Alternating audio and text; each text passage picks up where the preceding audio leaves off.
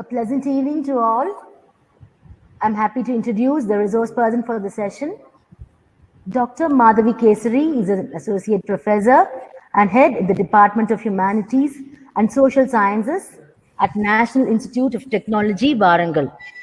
Her research and academic interests are designing task-based ESP courses, multiple intelligences like visual literacies, employing flipped classroom methods of teaching, etc. With a proclivity to train faculty and research scholars at various levels, she has authored 8 books and has published 45 articles. I request you, ma'am, to share your session with us on extensive reading skills. Dear participants, feedback session will be posted at the end of the session. A very pleasant good afternoon once again to everybody. I extend a warm welcome to this third day FDP program. In fact, the sessions seem to be quite enlightening and informative. So I deem it a privilege to be associated with this FDP and to be addressing you on the topic extensive reading skills and the challenges and implications. So to begin with, of course, new perspectives and methods emerging in a pedagogical context over the past few decades have compelled researchers to develop innovative techniques and materials in teaching English as a second language. And one such attempt is the recognition of the need to promote collaborative teaching and testing techniques precisely. So principally, the focus is on collaborating the teaching of the most important academic literacy skill, that is reading in a meaningful way. So with this backdrop, I intend to go ahead and share my screen. Can I share my screen? Yeah, thank you. So extensive reading skills have been emphasized over the past few decades in many respects, especially in the context of teaching and learning of English as a second language. And a lot of research has gone into it by Day and Bamford, especially. And several research studies also have been carried in order to find the efficacy of implementing or employing extensive reading skills in a classroom. So alarmingly or disappointingly, we also need to note that teachers are not quite aware of the significance of teaching extensive reading skills. Most often, it is synonymously used with intensive reading or perhaps interchangeably used with intensive reading. And we do not draw any distinction between the two terms. So it calls for a need or an understanding on part of the teachers as well to know the basic differences between intensive and extensive reading skills, and thereby what program could be adopted in the classroom, taking into account the constraints, of course, or the resources available as well. So my talk would center around these headings in a nutshell.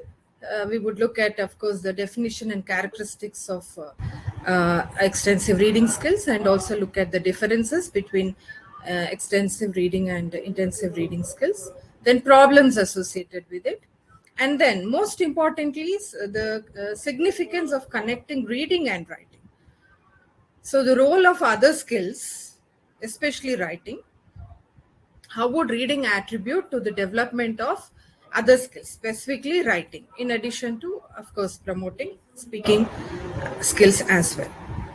And then 8 extensive reading activities for language learners for teaching themselves to be practiced, and then challenges and SQ3R method and other resources available. So in a nutshell, we would more or less look at these aspects in this session. So as I mentioned, Day and Bamford in the year 1998 introduced the concept of extensive reading. In fact, if we look at the history or background of extensive reading, we realize that it started way back almost 25 years ago, 2.5 decades ago, and which was based on Michael West, who was an ELT methodologist, which was based on a syllabus of minima in modern foreign languages. It was also identified initially as supplementary reading. And in this syllabus, this kind of reading promoted the development of enjoyment and ability to read in the foreign language. So initially, the role or the characteristic features of extensive reading were restricted only to enjoyment, like delight, reading for delight, rather than understanding or making a conscious attempt to learn or improve language. Then later on, this was primarily done to encourage reading skills among the learners.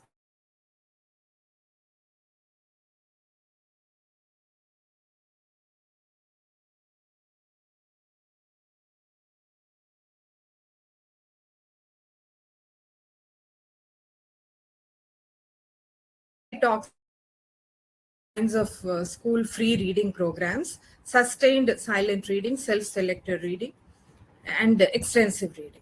But the basic difference between Krashen's theory and Bamford's is slightly different. The differences are very subtle. Here in Krashen's approach, learners read because they want to. There are no book reports and no questions at the end of the chapter. It is expected that students will obtain a high language proficiency level with this approach. On the contrary, extensive reading approach occurs because students really want to read. So that's a prime difference between Krashen's reviews and Bamford's, Day and Bamford's reviews. Then to quickly take a look at the differences, the basic differences between extensive and intensive reading. We realize that extensive reading is beyond academic books. It is more than reading the prescribed textbooks. I hope it is understood. And it helps students to develop reading fluency, confidence, general understanding, etc. Unlike intensive reading, which is more or less restricted in nature. And to look at some more differences by Munby and Hadley, reading for information and focus is on linguistics as well as semantic details. Whereas that is intensive reading. And extensive reading is for pleasure and entertainment mostly, and reading without looking up all the unknown words. Whereas intensive reading is narrow reading, read from same author or several texts of the same topic. Whereas here it provides a varied exposure to varied genres of texts. Extensive reading provides exposure to different genres of text, which is different from intensive reading. Yeah, they read books after books out of their interest, out of passion. And the attention in extensive reading is paid to the meaning of the text itself and not the language as such, primarily to begin with.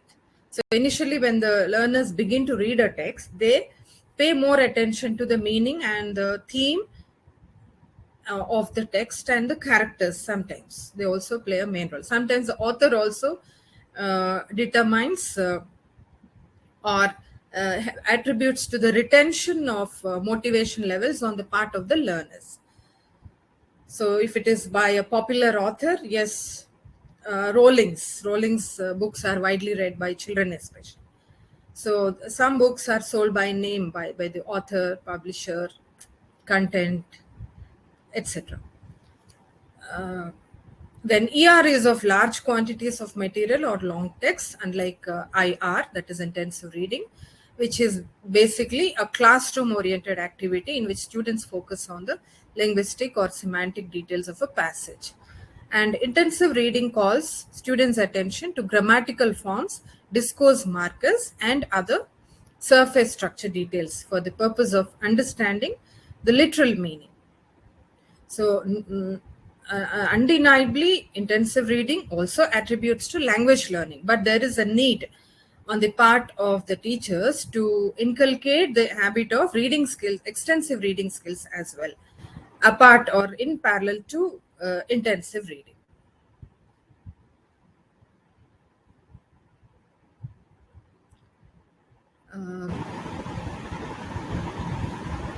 Yeah, this is more or less highlighting the same features. Its impact, like effect of reading, the aftermath, effects of reading intensively as well as extensively. So Krashen and Brown also say that academically, students gain reading ability, linguistic competence, and vocabulary in extensive reading as well. And they improve their attitude towards reading and become more motivated to read. So this is self-intrinsically, the students are intrinsically motivated to read or to take up extensive reading activities, unlike intensive reading activities, which are more or less teacher generated and teacher driven.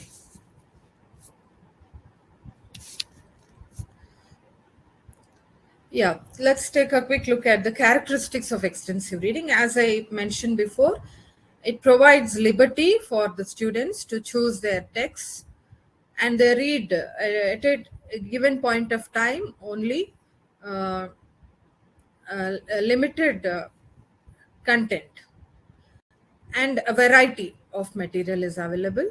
Then they have a wide choice, of course, and sometimes they read for pleasure, information, and it's a combination of both, even to develop their linguistic competence. It has its own reward, and the reading speed is fast, and they choose material within the student's competence. That's very important. They dread to adventure to texts which are complex in nature. So they look for their comfort zones.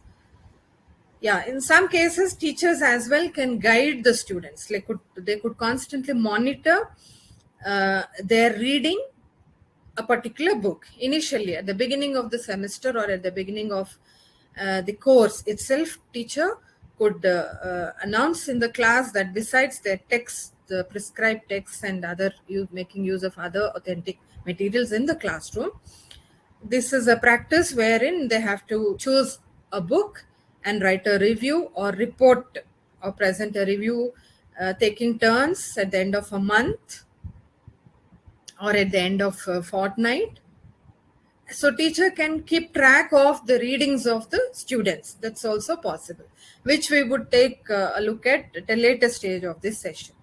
Like how could teacher consciously administer or monitor students' reading habits in the classroom in the form of assignment, in the form of presentations, questions, etc.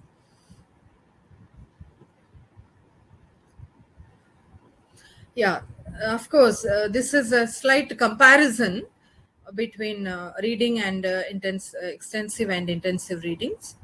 Originally, Day and Bamford have identified that students read as much as possible, perhaps in and definitely out of the classroom.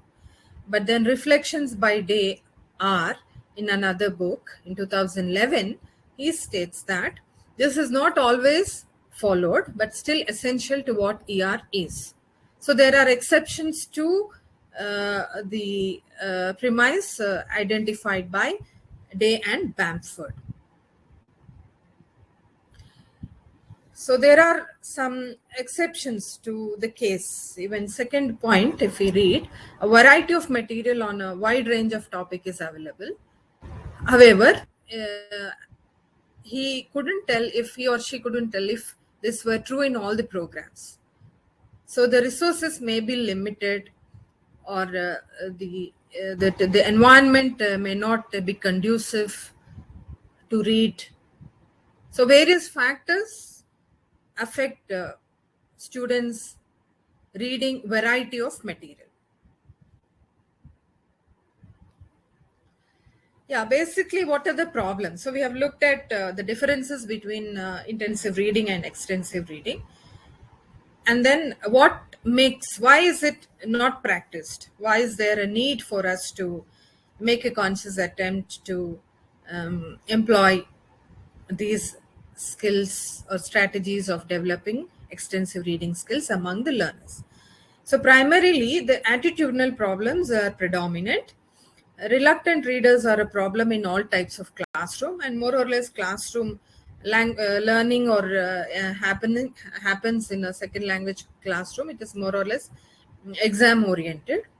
Of course, there are some exceptions, but majority, by and large, it is exam oriented. So we are slowly trying to overcome these limitations and misconceptions which are nurtured in the minds of teachers as well as students. So language teacher has to try very hard in helping the students, break this kind of misconception.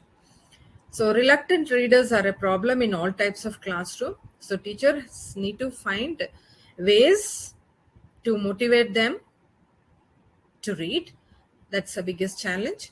Students read their first books with great enthusiasm. Yeah, this is what we commonly observe. They read their first book highly enthusiastically and their second with little curiosity, and gradually it wanes away. The enthusiasm levels wane when it comes to third book, unless teacher keeps a vigilant watch, unless she's vigilant on what is read by the students. So given the classroom and the time constraints, of course we are, apart from that we have exams and administrative constraints imposed uh, in teaching a particular course for a semester or for a 32 hours, etc. So teacher has to pay attention to other aspects of learning as well, apart from focusing on reading exclusively. So she has to balance all this. So in the process, it so happens that gradually the interest levels wane at both ends. Perhaps it could happen from teacher's end as well. First two books it is fine, but third book, as I said, the seriousness is lost. So this has also been confirmed by Takes, who states that readers who are not interested in reading in the third biggest concern shared by extensive reading practitioners. And of course, the reasons I've already mentioned, besides classroom constraints, social causes, other distractions, deviations, other pressures, exam pressures sometimes, peer pressure, competition. So all these factors attribute to the losing of interest on the part of the learner. And if you take a look at a global perspective, MacLeod in 2001 notes that in her experience, Asian students are accustomed to sitting attentively and following the teacher's instructions. Yeah. Initially, I think now there has been a remarkable change in from teachers' end as well as students' end. And reading is no more considered to be a passive skill. Reading and listening are no more considered to be passive skills, but there has been enough enlightenment and awareness on the part of the teachers in understanding that reading also contributes to the development of language skills. It is the student is no more passive when he reads a book. So mind works. It is active in recognition, in recognizing, in registering some words, etc. So now this is not the scenario. There's been a change in the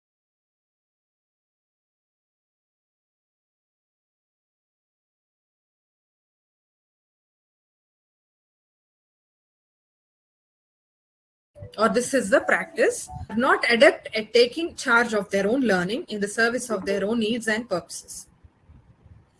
Yeah, it is out of compulsion sometimes. That's also one of the features across students or educational institutions.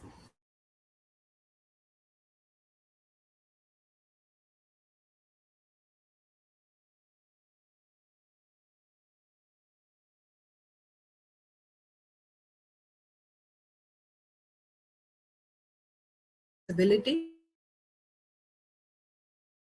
lack. Another prominent reason is students' lack of confidence in their reading ability in English resulted in their reluctance.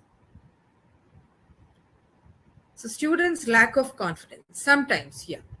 So as we have witnessed, as we discussed, that there could be various reasons for students not being motivated adequately to read extensively beyond the classroom.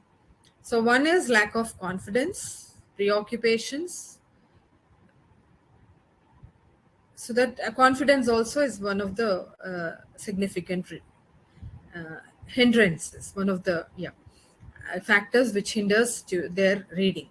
And reading in reading in English is for them a passive and frightening activity associated with countless unknown words, complex sentence structure, and old-fashioned topics before they actually read the first book. Yeah, there are some preconceived notions, maybe with a segment of students.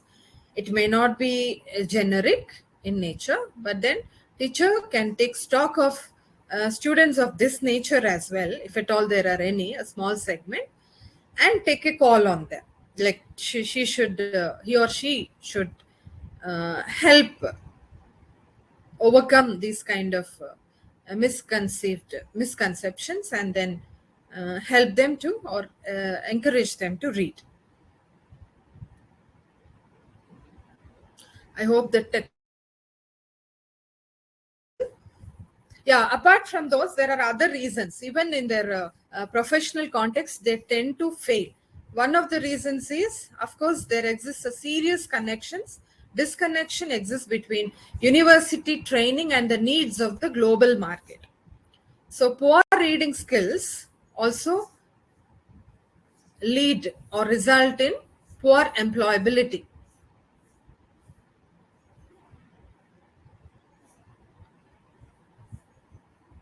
So there are major areas of the decline in the university education. So, but then researchers have identified that the actual problem may have its roots at the secondary school level. For it is at the secondary school level that the potential undergraduate is given inadequate foundation in the use of English. And Malinowski also states that a rich and stimulating language environment during the early years and beyond is essential to the development of verbal and intellectual skills necessary for language learning. So precisely, reading also needs to be given. This implies reading as well. So here, the need arises to connect reading and writing, and various research studies that have gone into it. So the recognition, there's a need to recognize that students' difficulties while writing in second language are not necessarily or predominantly writing problems per se. But upon closer examination, they are traced to reading at the post-secondary level, especially. This was noted by Carson and Leakey. They also state reading can be, and in academic settings, nearly or always is heavily dependent on and influenced by their ability to read, and vice versa. So a good writer becomes a good reader. Rather, a good reader ends up becoming a good writer. So if a person is poor in writing, then the cause is predominantly reading, can be attributed to reading. And Alan Hirvela also talks about the connection between reading and writing. So good readers also become good writers. In academic writing, there exists a close or inextricable link between reading and writing. Specifically, students who read well know where to locate and how to identify the most relevant content in the source text, and that information is then transferred to their writing. They know how to locate or look for relevant information to save time. They can be highly productive as well. in their work style. So in other words, knowledge of writing comes from the input provided by the reading, or the choice of the text that the learner or the student chooses. How widely, how seriously, how intensely, how consciously he is referring to the text as source material, and in turn this helps him write well.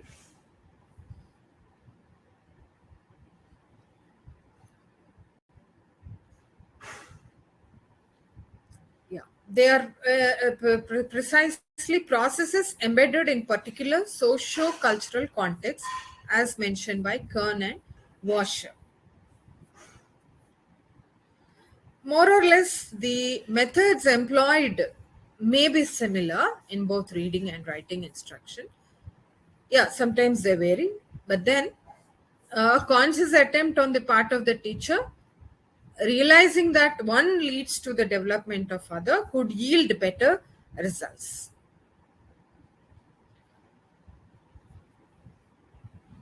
So this point is again emphasized by Carson and Leakey, that L2 teachers and researchers need an understanding of both reading and writing process of the composition, which the students undergo at the cognitive level, and the external forces.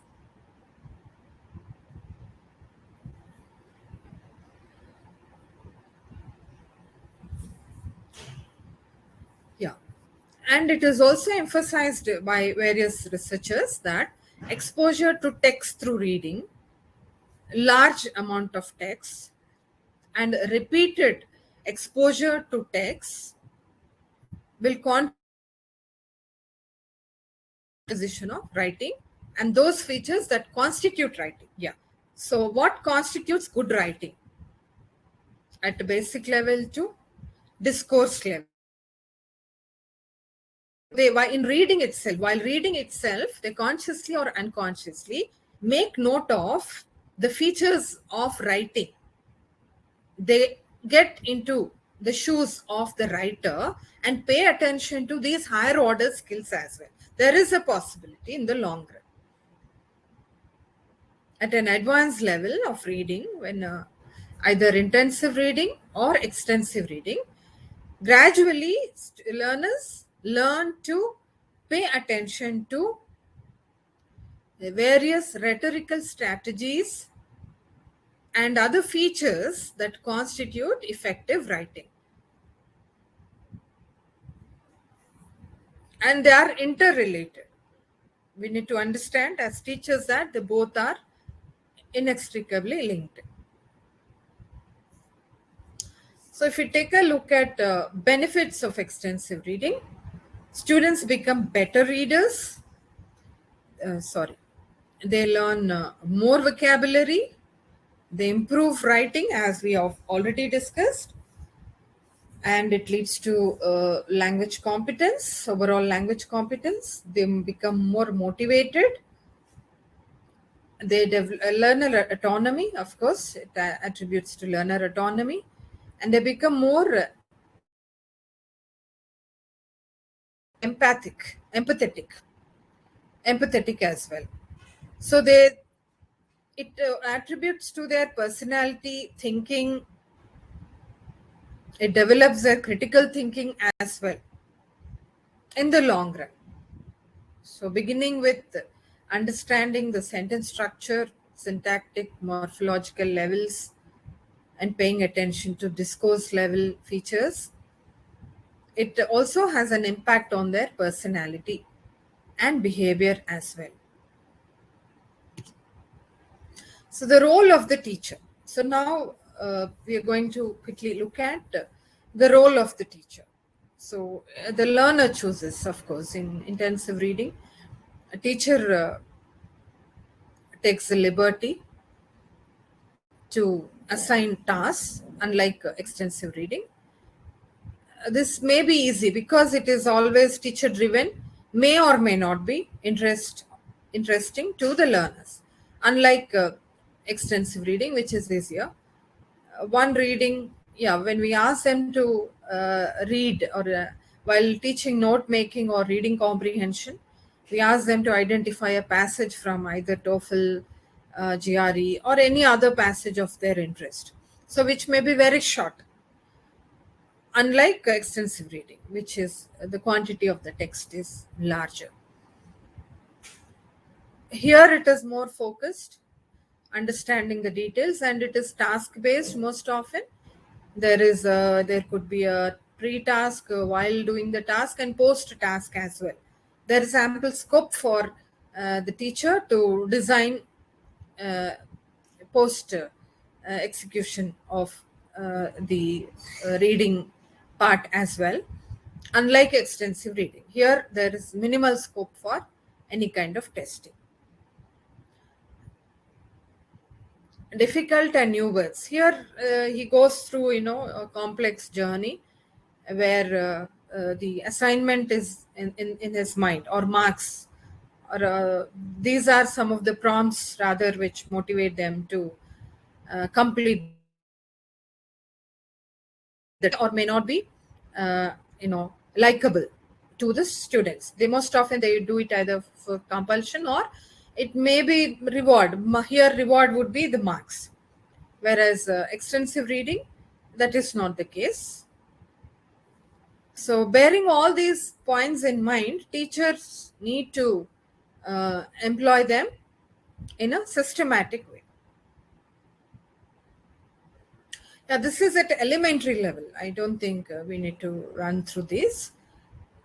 Phonic approach in reading, of course. This is a bottom-up approach, kind of phonics approach, teaches word recognition through learning graph. Then linguistic is at an advanced level, multisensory approach, where they're exposed to audio, lingual, and it's a combination of these two, perhaps even suggestopedia methods, etc. Then language experience, neurological impress technique, reading I'm not going through these in detail. So these are some of the approaches to promote reading skills among the learners of second language.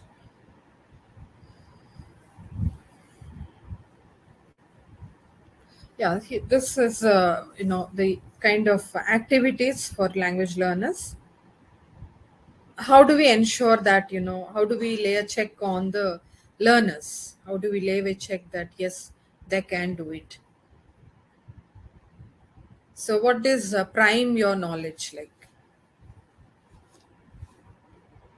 Here is first step, where we skim through roughly the amount of text you plan on reading, maybe chapter or two at a time, and then make a note of any unknown words.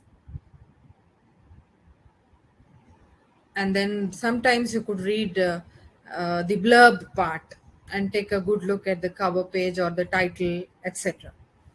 So you are preparing, like, this is a kind of checklist. Either teacher can employ it, or students also. Autonomous learners also can keep track of these points. Write book reports and reviews. So as a testimony, like to what kind of reading they have done, they can be asked to write reports and reviews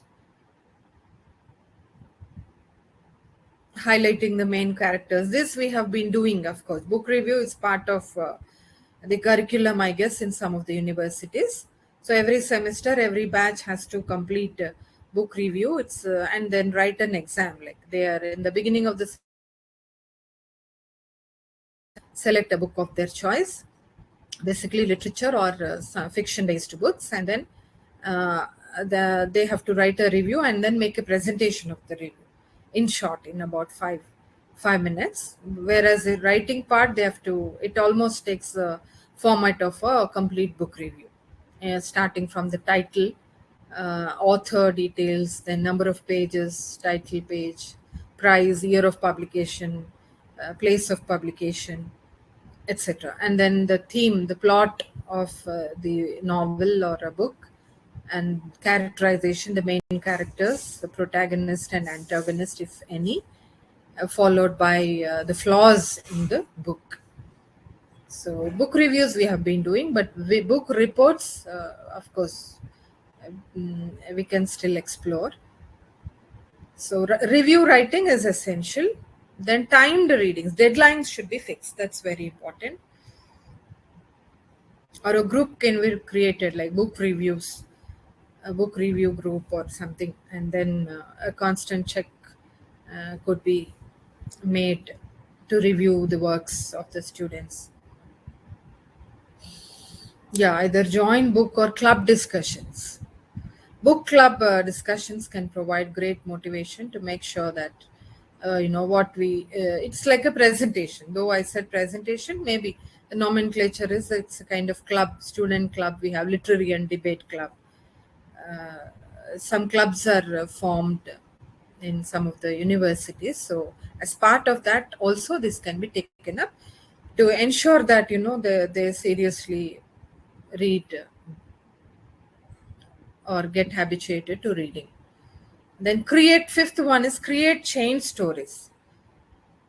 This is another activity that requires a partner at about the same level of proficiency as a person is. So this is something interesting.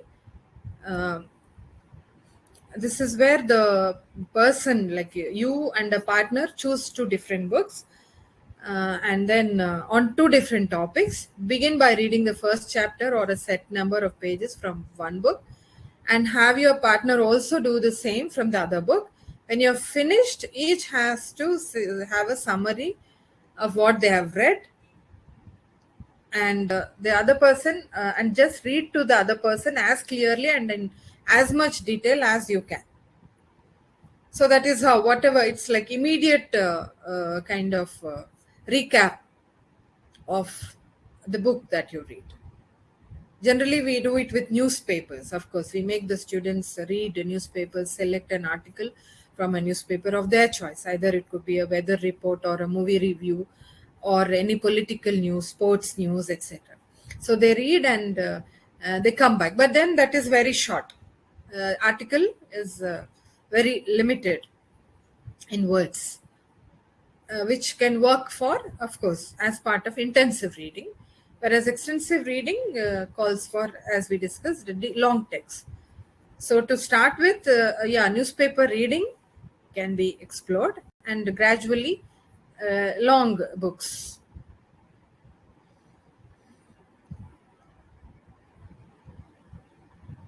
Then creative writing.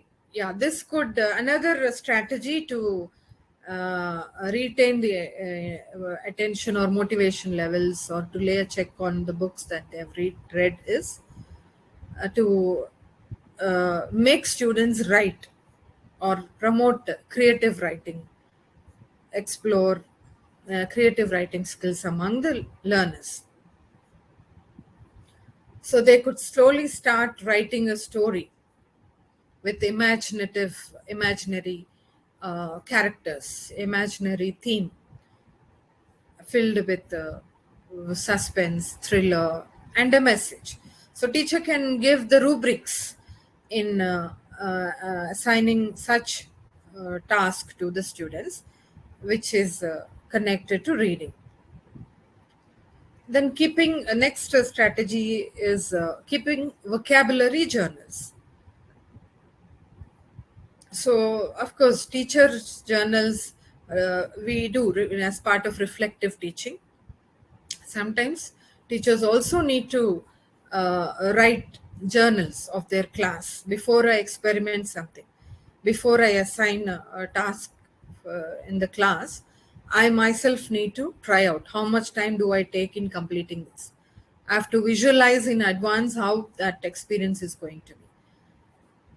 So teachers do that, but whereas vocabulary journals, of course, related to the word compilation.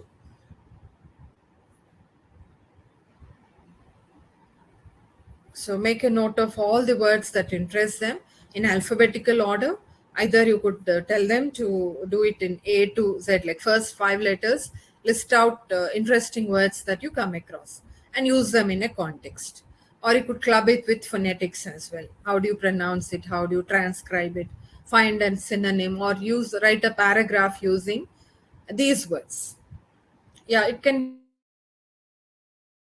be very interesting way. Either they can come up with a kind of imaginary story, which is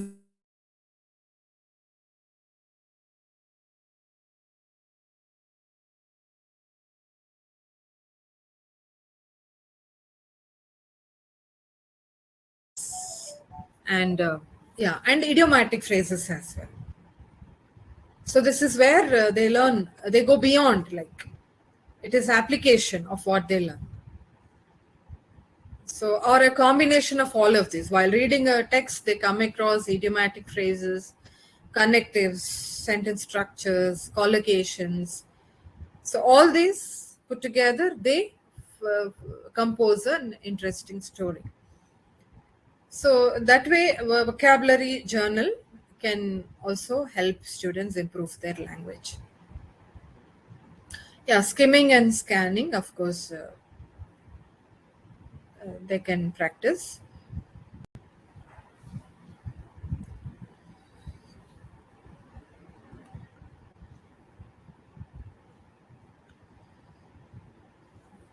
Yeah, which we have already discussed. Like while assigning tasks to the students, questioning, analyzing text structure, visualization, and summarizing.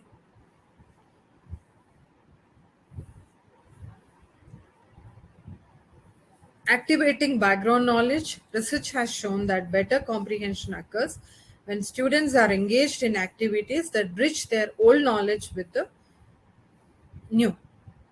So, trying to apply previous knowledge, recall and recap, questioning, analyzing text structure, visualization. Maybe we could include these in rubrics or stages, like think about the title, like why is the book titled so? Is it how do you justify the title?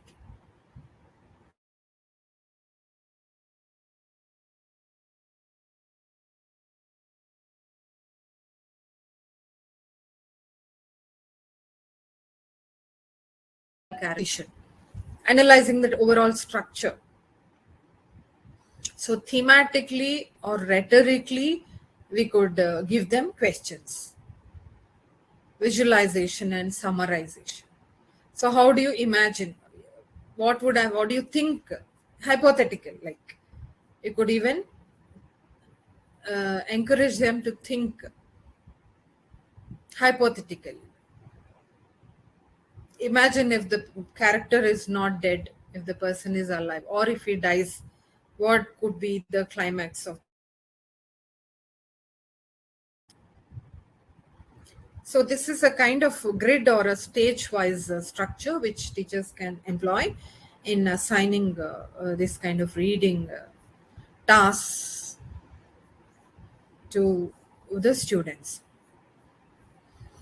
Yeah, again, in a nutshell, the roles of teachers are highlighted here. She acts as a facilitator or a promoter, persuades students, and teacher monitors students' reading, unlike her role in intensive reading, where she's an observer, feedback organizer, prompter.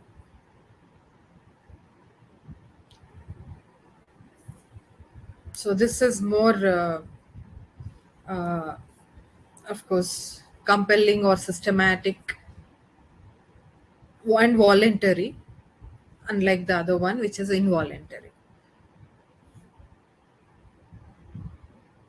Yeah, activating, inferring. Sometimes while they read it, these strategies also can be applied, which we have already discussed in the previous slide. Yeah.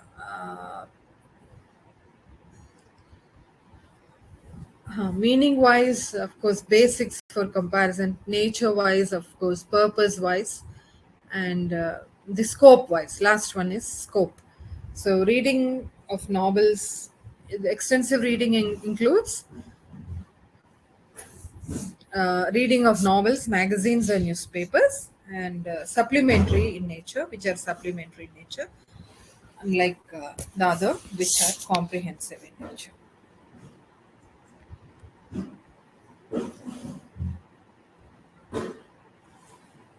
Yeah, these are other, of course, various techniques are recommended by researchers. Phrase reading, where emphasis is on phrases, survey reading, where the emphasis is on purpose, and close reading, inquiry reading, and critical reading. So, these strategies could be employed in addition to what we discussed earlier while administering a reading tasks to the students. Yeah, this is another popular method. Of late, it has gained prominence.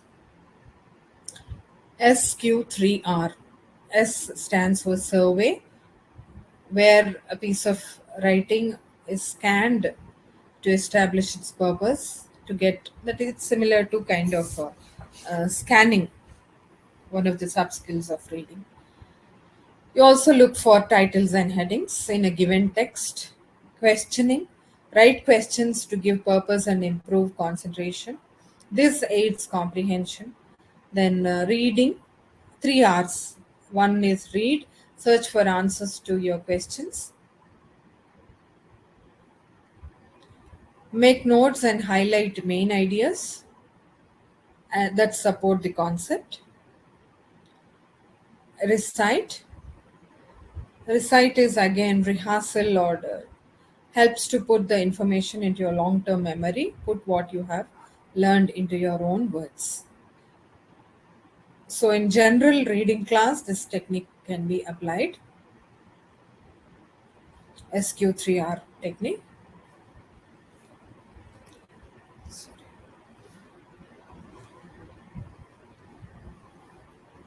Yeah. In a general classroom, what is happening, what is impeding the teacher in employing these skills is, in addition to the issues that we discussed, I think generally when teacher asks questions, it is taken for granted by the students. They're usually questions to be, you know, to be answered or responded by the teacher most often. Yeah, this was the case, but now I think classrooms scenario has more or less transformed for better, and the teacher's authority is reflected in the answering of questions mostly. Then when it comes to preparation for extensive reading, it takes the English teachers up to 5 hours a week of outside preparation, apart from the preparation for in-class talk and effort to motivate the reluctant students.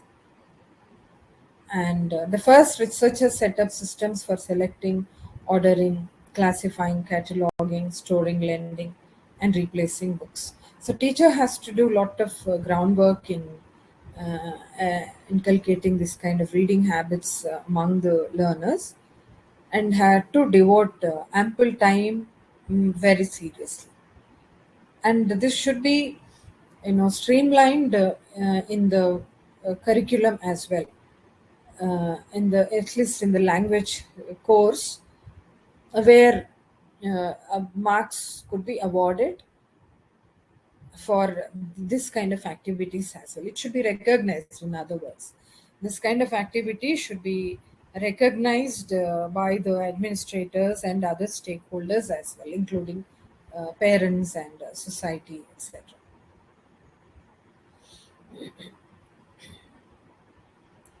Yeah, it is not merely reading activities, assigning reading activities.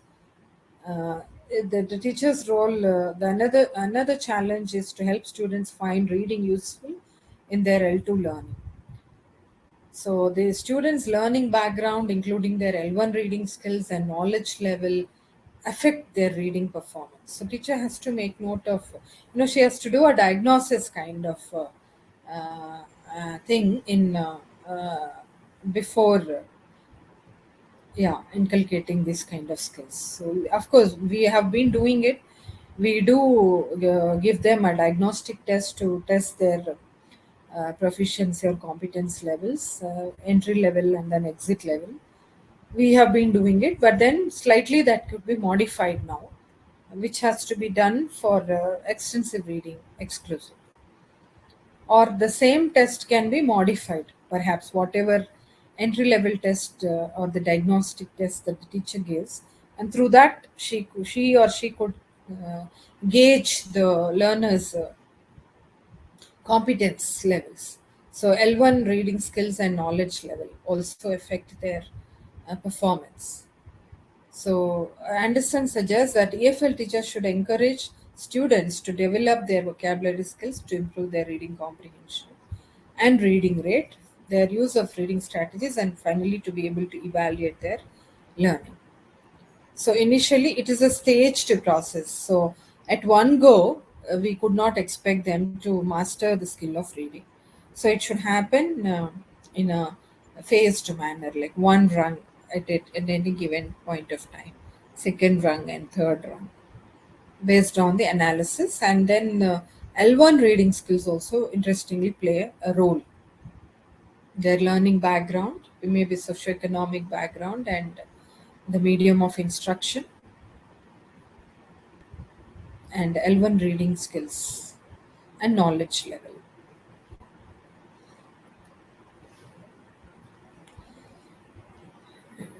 So to continue speaking about the challenges confronted by second language teacher, globally, if we take a look at then UNESCO, the international organization UNESCO, and even OECD, Organization for Economic Cooperation and Development, that Mexico was placed in low reading levels compared to developed countries. Consequently, Mexican EFL teachers have to deal with this context in their classes.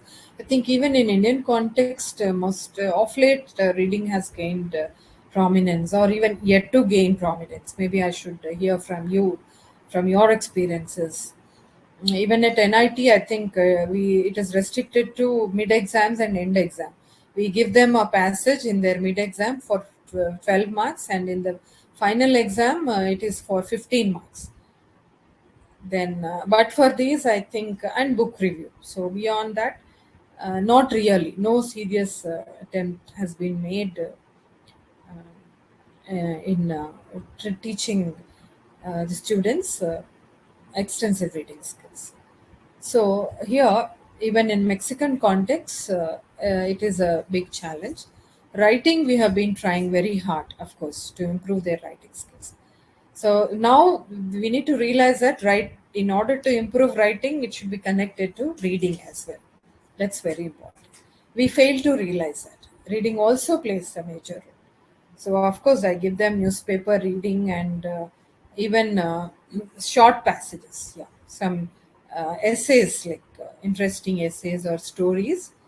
I divide them into groups and I make them read, and then they present a summary.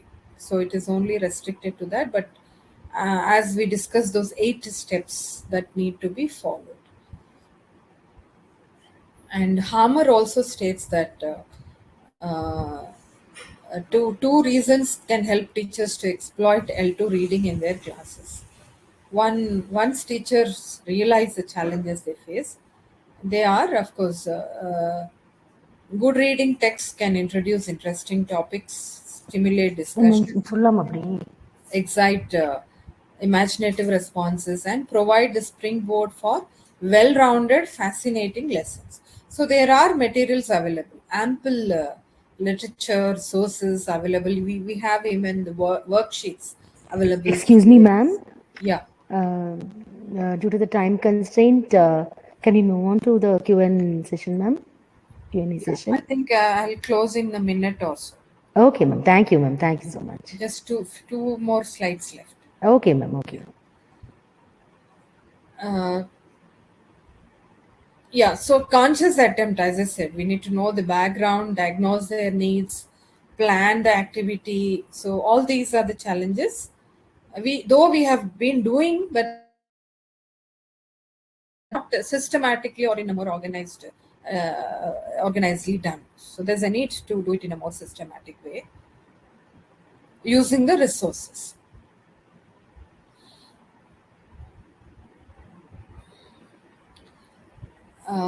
Yeah, variety of texts, for instance, brochures, articles. Last paragraph, if you look at, Hedge suggests schedules, poems, short stories, maths, diagrams can be used to as a way to provide students different genres to read. So hence, reading plays an important role in developing students' L2 writing. So finally, Hill states that books are waiting to be used, material is waiting to be used, students are there waiting to read them, and teachers should take a step to motivate them to read at least two books in a semester, or for bi-monthly, like one book bi-monthly.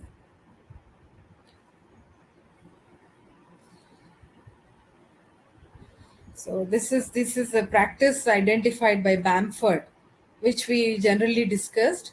Maybe dictionary can be allowed for beginners, especially they may be allowed to use dictionaries, etc. Besides what we have already learned, what we already discussed.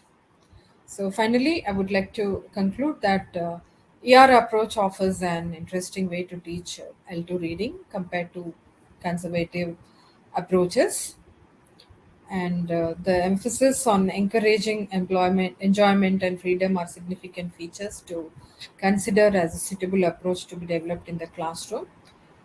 So we need to look for way ahead to, or way out to promote or encourage students in ESL classrooms to improve their overall language or knowledge comprehension skills using this approach.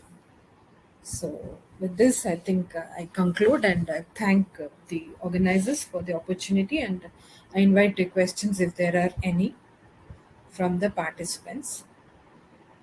I think these are problems related to reading. I just shared the link. If time permits, we can go through them. Otherwise, these are some of the teacher resources. Thank you, ma'am. Yeah. That was a very Thank you. informative session. Here are some questions, ma'am. Dr. Vichitra Shivaji has one question. How can we help students overcome their mother tongue influence while reading English aloud? How do we help them overcome mother? Oh, you mean Mother tongue pronunciation? influence. Yeah, Yeah, pronunciation. with L1 reference influence. to pronunciation. Yeah. All right. So, what level are you teaching? Like, may I know the level of students? If All the levels, college students. yeah, I think maybe at a primary level, I think that can be overlooked.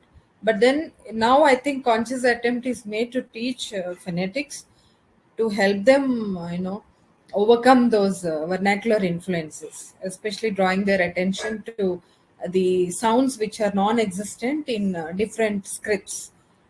For instance, Bengal, sure, ba and uba are interchangeably used. So you could play, if possible, if you have the resources, maybe 8th standard, 10th standard, or even secondary level or higher level. In engineering colleges, I think mostly they have English lab where teacher makes the exclusive lab where they are trained in phonetics. They have a software as well. So that is taken care of. But elementary and other, elementary, we can I think we can permit. They're tolerable, I feel. So some kind of awareness has to be brought to the students through playing some videos. Don't you think this pronunciation of a person is odd? Do you realize that? What else do you like in a presentation? So that way you try to draw or highlight the differences in pronunciation of different regions. That is one way. We have to teach them, no other way. We have to teach them quoting examples, ample, adequate, relevant examples, which get registered in their mind, so that they learn, they overcome it. Even Z for that matter. So even Orissa and states like Orissa, I think sh is non-existent. So sir is used for sh.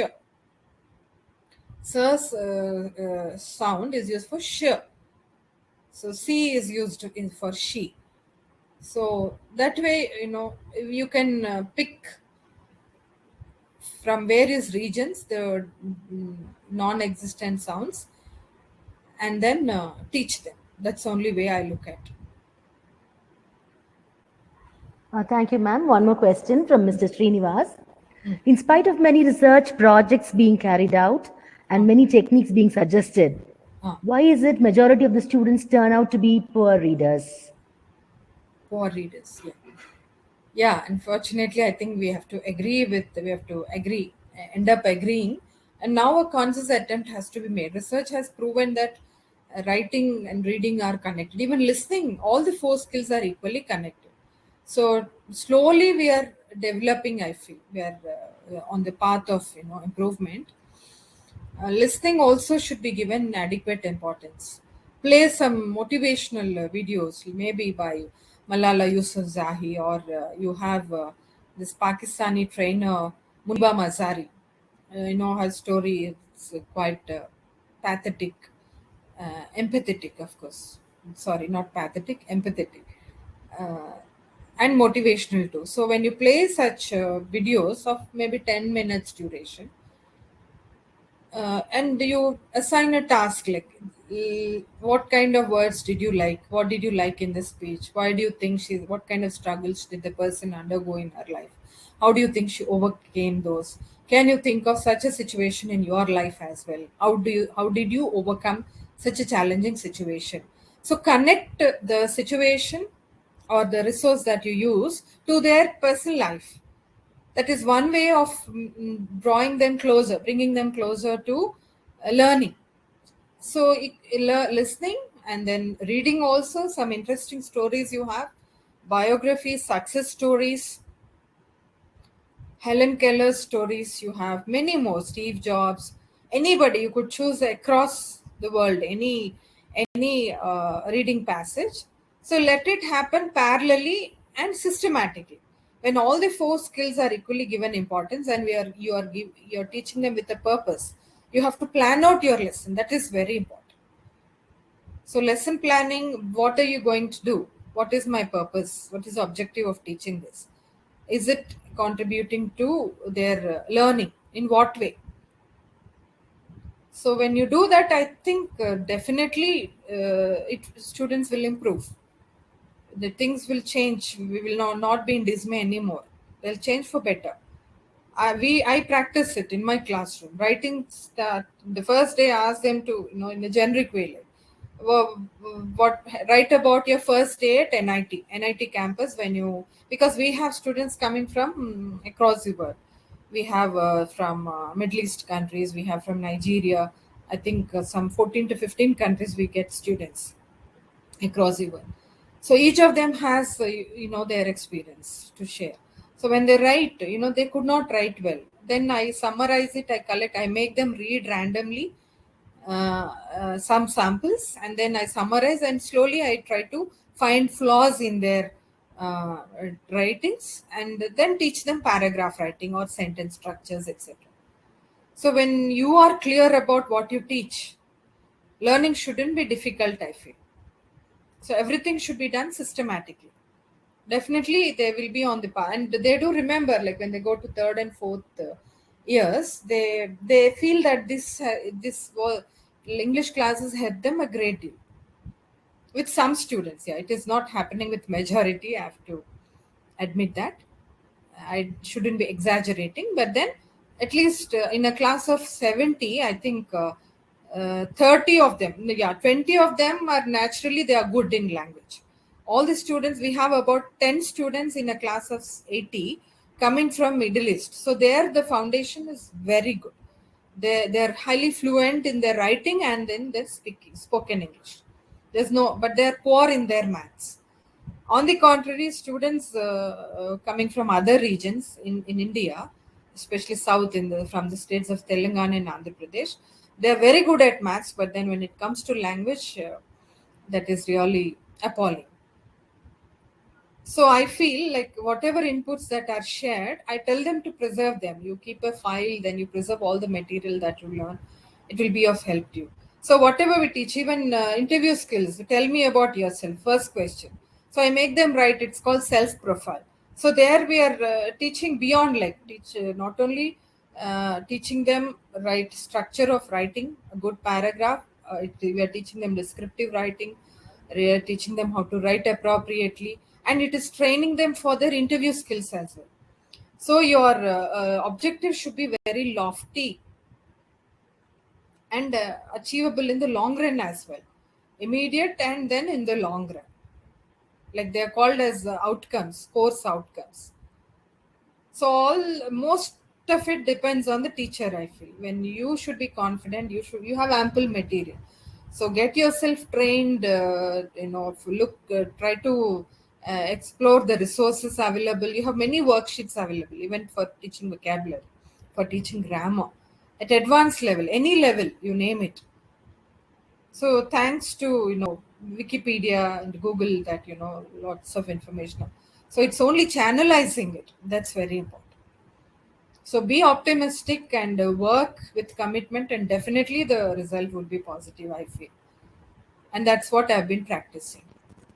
Thank you, ma'am. One more Sure. final question before we wrap up. Yeah. It's from Zenan Patil, Dr. Zenan Patil. Yes. Between reading Harry Potter, for example, and watching Harry Potter, which one lends itself better for a freer play of imagination, and why? Yeah. The last point, sorry. Come again. Yeah. Which Between reading Harry Potter and watching Harry Potter, which one lends itself better for a freer play of imagination? I think in layman's terms, I would say watching. Watching, sir, definitely. Because visual has a better impact. In this case, it's an exception to the rule because it is Harry Potter's, Rowling's Harry Potter. Their visuals play a major role. This could be an exception, I feel, but everything cannot be taught through visuals. Of course, we playing videos, motivational videos, be it Harry Potter or any other text, would certainly contribute to learning. I don't deny that. But in the context of teaching or inculcating reading habits, I think primarily they need to read. I think we have also gone through this kind of experience during our PG program, when we have read Shakespearean dramas or even R.K. Narayan's books or American literature, British literature. So those readings have had greater impact, I feel. Thank you, ma'am. Yeah, that was a wonderful answer, and a very informative session we had, ma'am. Now for the key takeaways. Teachers should break the students' misconceptions on reading. Students lack confidence, and hence teachers should be watchful to motivate them. Poor reading skills result in employability. Therefore, teachers should create interest in students. Extensive reading makes better readers, enriches vocabulary, develops their critical thinking skills, and hence teachers should actively involve themselves in creating the interest of reading in students. Thank you, ma'am. We had a very good takeaway from your session. Thank you, ma'am. Thank you for the opportunity given. Thank you, ELTAI group and all the participants and members. Thank you.